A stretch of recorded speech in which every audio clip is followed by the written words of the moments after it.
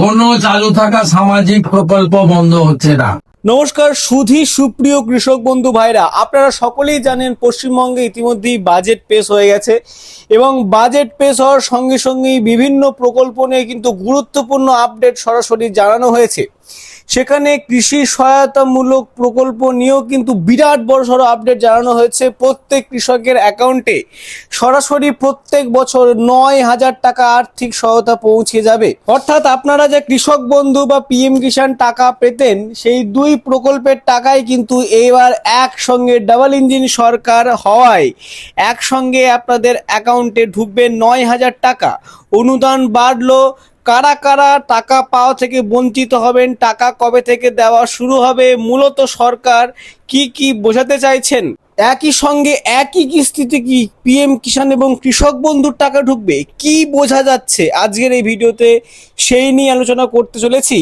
একটি অফিসিয়াল প্রতিবেদনের মারফত কিন্তু স্পষ্ট জানিয়ে দেওয়া হয়েছে কিছু গাইডলাইন, সেগুলি ফলো করলেই অবশ্যই আপনাদের অ্যাকাউন্টে টাকা ঢুকবে। নতুন করে আবেদন প্রক্রিয়া আপনাদেরকে সম্পন্ন করতে হবে নাকি আপনাদেরকে নতুন করে ডকুমেন্ট জমা দিতে হচ্ছে নাকি, সেটিও কিন্তু এই ভিডিওর মধ্যে আলোচনা করব। ভিডিওটি শুরু থেকে শেষ পর্যন্ত দেখবেন, আপনাদের সকলের জন্য ভিডিওটি অত্যন্ত গুরুত্বপূর্ণ, নাহলে কিন্তু টাকা পাওয়া থেকে বঞ্চিত হতে পারেন।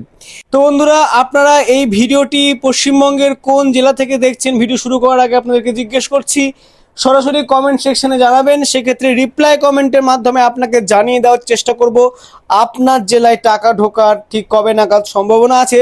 চলুন সরাসরি আজকের ভিডিওর মূল অংশে। বন্ধুরা, হেডলাইনের প্রথম লাইনটি দেখুন, একই সঙ্গে ঢুকবে পিএম কিষাণ ও কৃষক বন্ধুর টাকা। গ্রাম বাংলা জুড়ে জল্পনার মাঝেই তথ্য যাচাই করা প্রশাসন। কি বলছে আপনারা হেডলাইনটি দেখেই কিন্তু অবগত হয়ে যাচ্ছেন টাকা পাওয়ার ক্ষেত্রে কতটি গুরুত্বপূর্ণ এই প্রতিবেদনটি। শেষ পর্যন্ত দেখুন অবশ্যই। নিজস্ব প্রতিবেদক কলকাতা। গ্রাম বাংলার কৃষকদের মধ্যে বর্তমানে কান পাতলেই একটি নতুন আলোচনা শোনা যাচ্ছে। আগামী দিনগুলোতে কি কেন্দ্র এবং রাজ্যের এই দুই মেগা কল্যাণ কৃষক প্রকল্পের টাকা একই দিনে উপভোক্তাদের ব্যাংক অ্যাকাউন্টে ঢুকবে? পিএম কিষাণ ও কৃষক বন্ধু প্রকল্পের আর্থিক সহায়তা একসঙ্গে পাওয়ার সম্ভাবনা নেই। ইতিমধ্যেই চাষিদের মধ্যে প্রবল উৎসাহ এবং কৌতূহল সৃষ্টি হয়েছে। যদিও নবান্ন কিংবা কেন্দ্রের তরফ থেকে সরকারিভাবে এখনো পর্যন্ত এই প্রসঙ্গে কোনো চূড়ান্ত নির্দেশিকা জারি করা হয়নি, তবে প্রশাসনিক মহলে চলমান সাম্প্রতিক তৎপরতায় এই জল্পনাকে ক্রমশ বাড়িয়ে তুলেছে। কৃষি দপ্তর ও প্রশাসনিক সূত্র মারফত জানা যাচ্ছে, সরকারি অনুদান যাতে কোনোভাবেই ভুয়ো বা অযোগ্য উপভোক্তাদের হাতে না পৌঁছায় এবং প্রকৃত চাষিরাই যাতে এই পুরোপুরি সুবিধা লাভ করেন এই প্রকল্পের, তা নিশ্চিত করতে প্রশাসন অত্যন্ত কড়া পদক্ষেপ নিচ্ছে। এই উদ্দেশ্যেই রাজ্য জুড়ে সুবিধাভোগীদের তথ্য পুনরায় যাচাই বা ডিজিটাল ভেরিফিকেশন করার উপর সর্বাধিক গুরুত্ব আরোপ করা হয়েছে। অর্থাৎ যেহেতু অনেক জালিয়াতি, অনেক কিছু ঘটছে অনেক প্রকল্পের ক্ষেত্রে, পূর্বের সরকার আপনারা লক্ষ্মীর ভাণ্ডারের ক্ষেত্রেও দেখেছেন যে ভুয়ো অযোগ্য মানুষেরা লক্ষ্মীর ভাণ্ডার কিন্তু গ্রহণ করে এসেছেন, যাতে এইরূপ দুর্নীতি না হয় এবং সকলেই সঠিক প্রমাণ অনুসারে টাকা গ্রহণ করেন। তাই সবার জন্য কিন্তু এই গুরুত্বপূর্ণ আপডেট। স্বচ্ছতা বজায় রাখার জন্যই কিন্তু নতুন করে ডকুমেন্ট ভেরিফিকেশনের কথা বলছে প্রশাসনিক মহল। দেখুন পরবর্তী প্রতিবেদনের পৃষ্ঠায় কি বলা হচ্ছে। দেখুন বন্ধুরা, ওয়াকিবহল মহলের অনুমান, দুই প্রকল্পের মধ্যে সমন্বয় বৃদ্ধি করতেই সরকার এই বিশেষ উদ্যোগ নিয়েছেন। এর ফলে চাষাবাদের মরশুমে কৃষকদের হাতে একবারে বেশ কিছুটা নগদ অর্থ পৌঁছানো সম্ভব হবে এবং তাদের সার, বীজ ও অন্যান্য সরঞ্জাম কেনার ক্ষেত্রে ব্যাপক স্বস্তি যোগাবে। তবে এই জোড়া অনুদান পাওয়ার ক্ষেত্রে কৃষকদের বেশ কয়েকটা বিষয়ে বাড়তি সতর্কতা অবলম্বন করতে হবে। মন দিয়ে শুনবেন। প্রশাসন তরফ থেকে ইতিমধ্যেই পরীক্ষার ইঙ্গিত দেওয়া হয়েছে যে শুধুমাত্র উপভোক্তা তালিকায় নাম থাকলেই কিন্তু হবে না, এবার আর সহজে টাকা মিলবে না।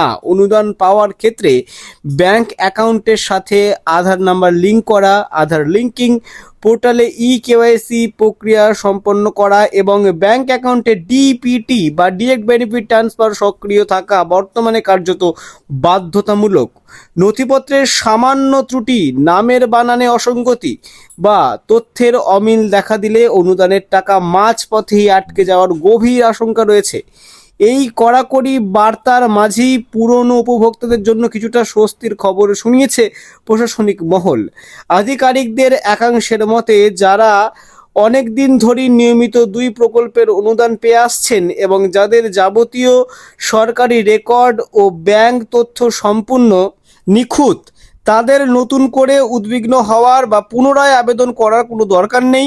পোর্টালে মজুদ থাকা পুরনো অথচ নির্ভুল তথ্যের ওপর ভিত্তি করেই তাদের টাকা পাওয়ার প্রক্রিয়া অব্যাহত থাকবে। পাশাপাশি নতুন আবেদনকারীদের ক্ষেত্রে গোটা প্রক্রিয়াটি যাতে আরও বেশি স্বচ্ছ, দ্রুত ও মসৃণ হয়, তার জন্য আধুনিক প্রযুক্তিকে কাজে লাগানো হচ্ছে।